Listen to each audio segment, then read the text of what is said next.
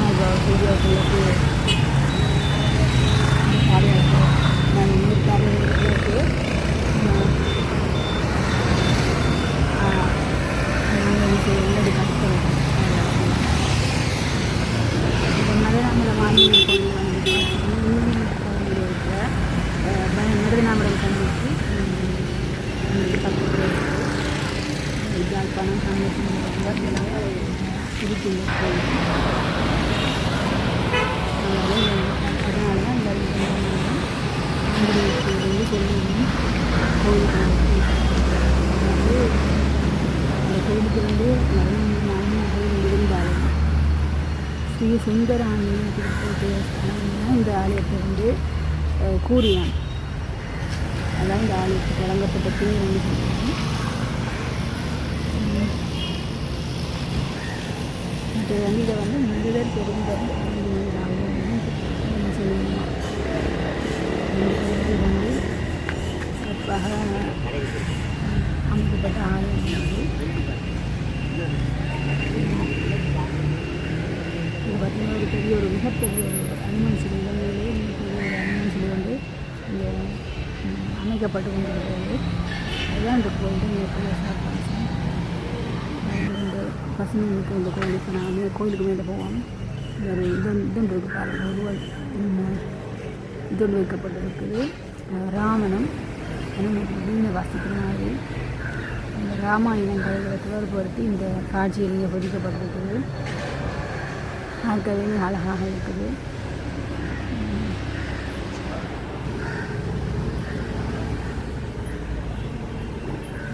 இந்த கோயில் வந்து சீனா விநாச பண்டிகைகள் வழிகாட்டலுக்கு வெள்ளிக்கிழமை வெளிப்படை திப்பேகம் கோயிலில் பிரதான குரு சுந்தரேஸ்வர சிவாச்சாரியர் வீழ்ச்சியான இந்த அமைக்கப்பட்ட வசதியும்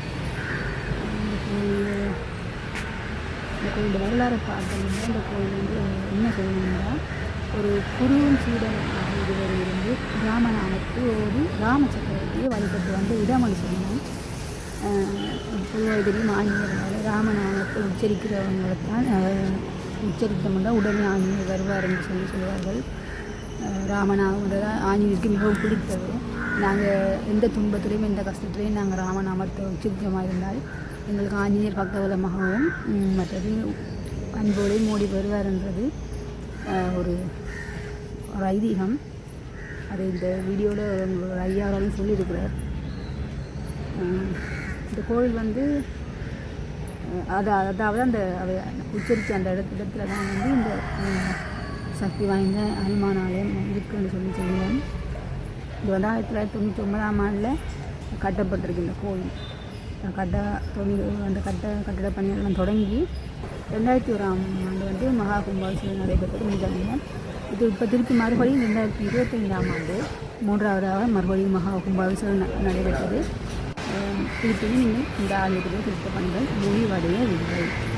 கோயிலுக்கு போகிற அந்த மலைப்பகுதி ஒரு வடிவில் இந்த கோயில் கீழே ஆடும் வருமா அப்படியே படிப்படியாக ஒரு அமைதியான சொல்லுவோம். இதில் இன்னொரு சிற்ப உருவாகம் இருக்குது, நான் காட்டுறேன். இதில் ராமனும் சீதையும் இலக்குவனும் இருக்கிற மாதிரி, அதே மாதிரி ஆஞ்சநேயர் வந்து அவருடைய வாழால் சிவலிங்கத்தை இழுக்கிற மாதிரி ஒரு சிவன் காணப்படுது. இதெல்லாம் பார்க்கல ராமாயணத்துடைய அந்த தொகுப்புகளை கொண்டு இந்த ஆலயம் உருவாக்கப்பட்ட மாதிரி ஒரு அந்த கதைகளை புரிஞ்சு என்னுடைய வாழை வந்து சிவலிங்கம் மேலே போகிறோம். இங்கே போனால் உங்களுக்கு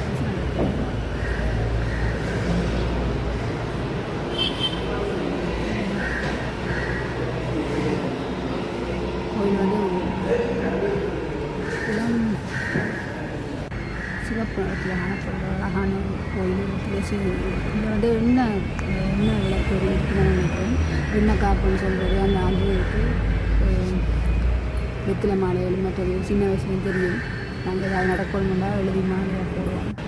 இந்த மாதிரி இதில் வந்து பார்த்திங்கன்னா ராமன் சீதை லக்குவன் 3 பேர் வந்துட்டு ஒரு விளக்கு ஒன்று இருக்குது. இந்த விளக்கில் இதனால் ஒரு விசேஷ அம்சங்கள் உங்களுக்கு கலந்து கிடைக்கும்னு சொல்லுவேன். இது ஒரு ஆஞ்சநேயர் சிலை வந்து இருக்குது. தகடு வடிவான ஒரு இதையும் வச்சு பூஜிக்கப்படுது. சூம் பண்ணி காட்டுறேன். அதே மாதிரி இந்த பார்த்திங்கன்னா ஆஞ்சநேயர் பாதம்னு சொல்லி இந்த பாதத்தை வைத்து பூஜை நடக்கிறது கருவறைக்கு முன்னால் இருக்குது. ஆஞ்சநேயர் கருவறைக்கு முன்னால் வச்சு இந்த ஆஞ்சநேயர் வந்து வழிபட்டு கொண்டிருக்கிறோம். கோயிலை சுற்றி பார்த்தோம்னா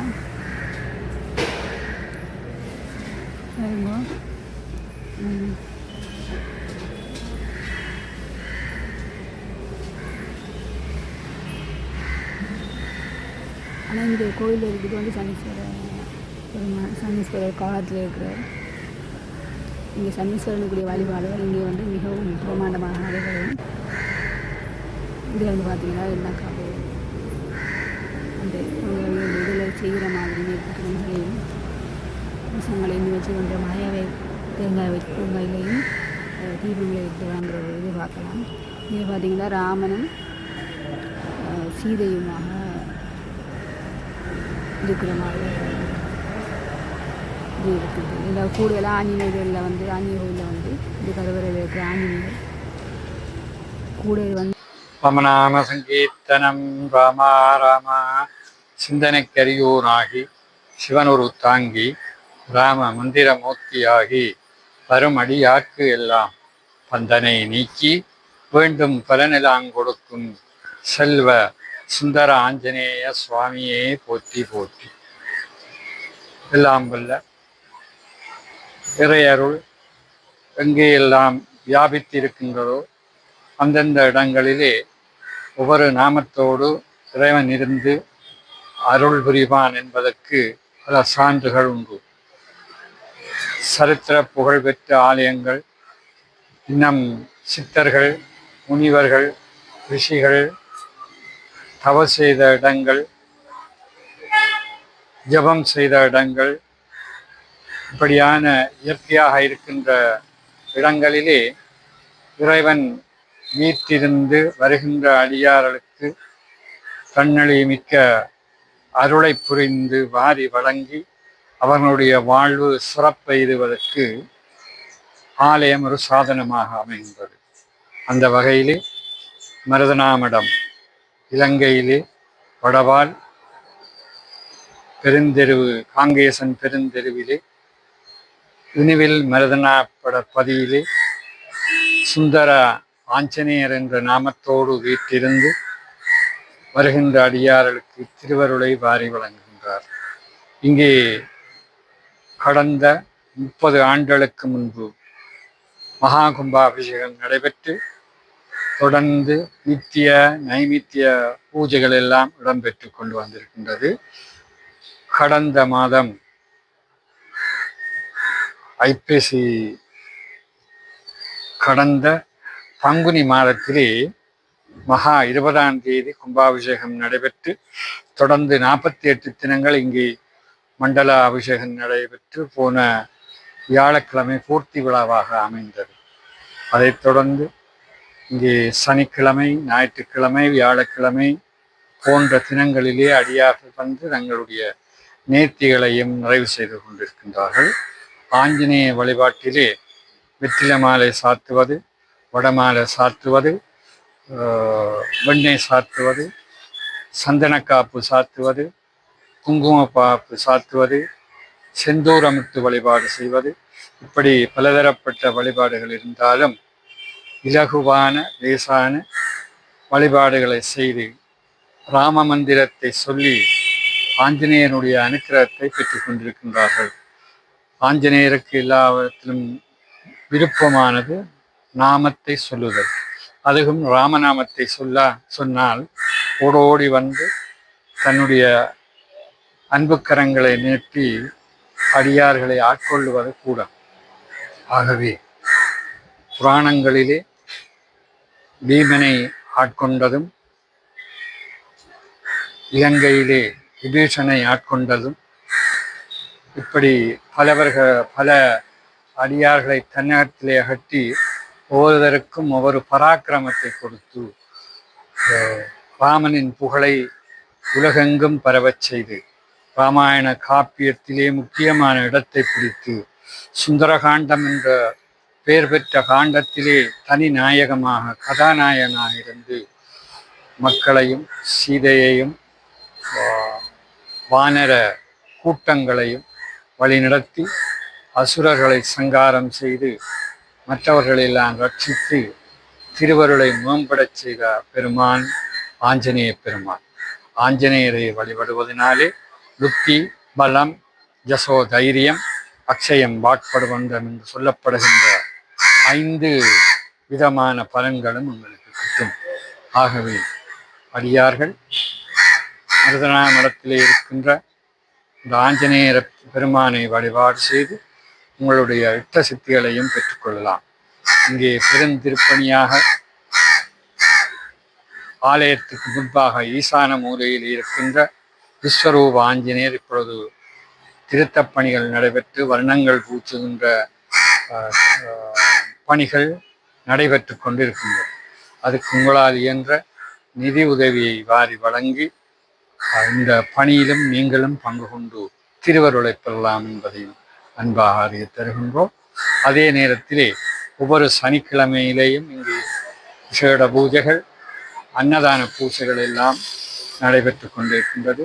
உங்களுடைய பிறந்த நாள், திருமண நாள், பெற்றோர்களுடைய நினைவு நாள், இன்னும் குழந்தைகளுடைய மங்களகரமான காரியங்களிலே நீங்கள் உங்களுடைய நீர்த்திகளை நிறைவேற்றி அன்னதானத்திலும் பங்கு கொண்டு திருவருளை பெற்று பெருவாழ்வு வாழ்வீர்கள் ஆக. ராமநாம சங்கீர்த்தனம் ராமா ராமா